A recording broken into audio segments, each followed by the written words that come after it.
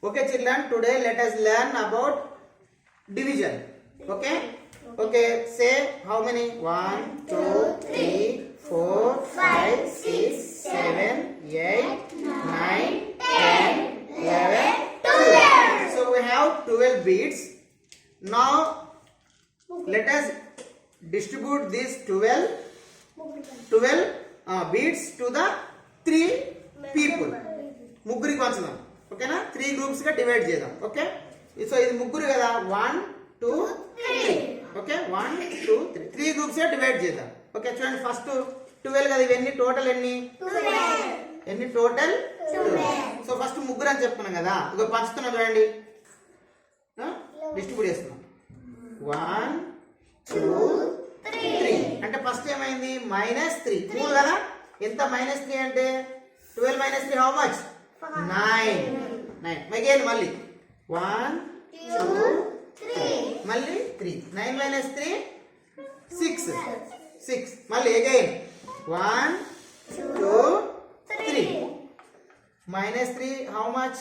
3 remain. Again 1 2 3. So -3. Do you have remain? Do you have beads? Any beads? లేవు. No zero.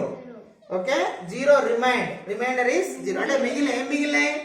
0 మిగిలినాయి. So ఒక్కొక్కరికి ఎన్ని వచ్చాయి చూడండి, 1 2 3 4.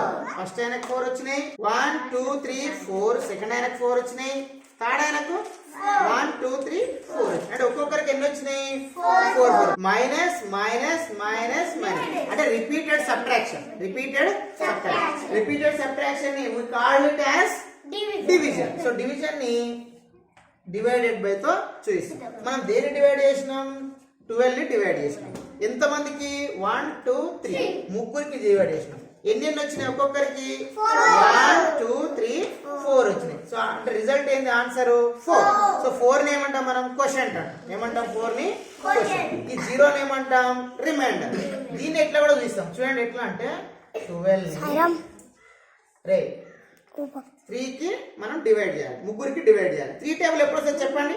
3 table ఎప్పుడు వస్తుంది? 12.